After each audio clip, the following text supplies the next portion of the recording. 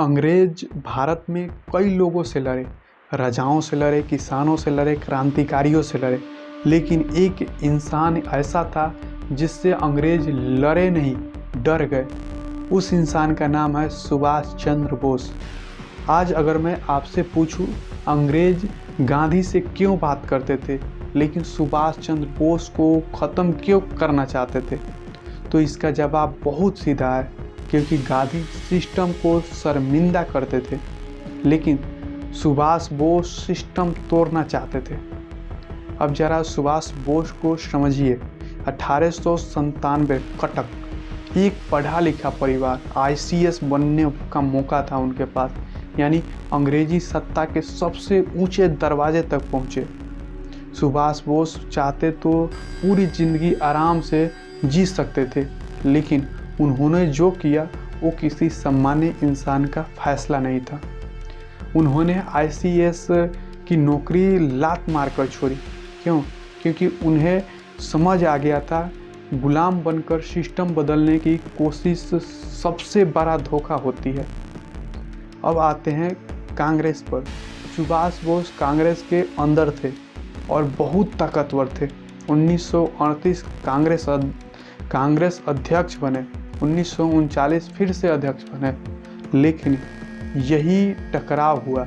एक तरफ गांधी की सोच, धीरे चलो, संयम रखो, और दूसरी तरफ सुभाष की सोच, अब नहीं तो कभी नहीं। सुभाष बोस ने साफ कहा दुनिया युद्ध में है, अंग्रेज कमज़ोर है, अब वार करो। लेकिन कांग्रेस डर रही थी और यही सुभाष बोस आप अकेले पड़ गए थे। अब ध्यान से सुनिए, सुभाष बोस कांग्रेस छोड़कर भागे नहीं, कांग्रेस ने उन्हें छोड़ा। अब आता है इतिहास का सबसे फिल्मी नहीं है, सबसे खतरनाक अध्याय। 1941 सुभाष बोस अंग्रेजों की नज़रबंदी में थे, पूरा भारत काबू में था, लेकिन एक आदमी निकल गया, भेष बदला, रास्ते बदले, देश बदले और जर्मनी पहुँचे। और अब जरा यहाँ रुकिएगा, जो इंसान अपने देश को आज़ाद कराने के लिए दुश्मन से हाथ मिला ले, उसे या तो पागल कहा जाता है या राजनीतिक जीनियस कहा जाता है। सुभाष बोस दूसरे थे। अब आते हैं आज़ाद हिंद फौज पर। सुभाष बोस ने वे किया जो किसी भारतीय ने सोचा तक नहीं था। उन्होंने भारतीयों की सेना बनाई, अंग्रेजों के खिलाफ, और भी उन भारतीयों से जो अंग्रेजी सेना में थे, यानी ब्रिटिश सिस्टम को अंदर से तोड़ना। अब समझिए अंग्रेज क्यों डर गए, क्योंकि अगर भारतीय सैनिक हथियार घुमा देते तो ब्रिटिश राज एक दिन भी नहीं टिकता। अब वो नारा जो आज भी खून गर्म कर देता है, तुम मुझे खून दो, मैं तुम्हें आज़ादी दूंगा, यह भाषण नहीं था, यह सीधा सौदा था, और अंग्रेज इस सौदे से कांप गए थे। अब जरा 1944 आज़ाद हिंद फौज भारत की सीमा तक पहुंची।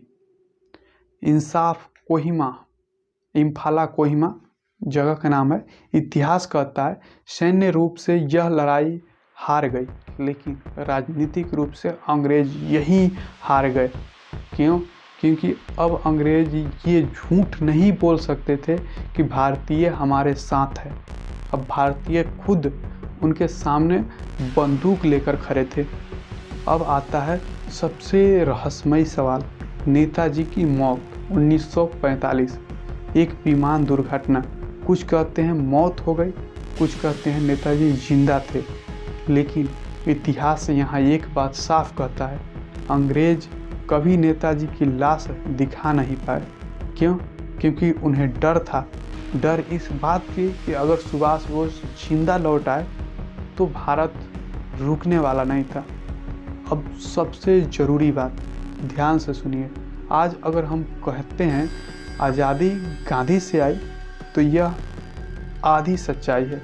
आज़ादी डर, शर्म, हिंसा, अहिंसा सब मिलाकर आई, और सुभाष बोस उस डर का नाम थे जिससे अंग्रेज सबसे ज़्यादा कांपते थे।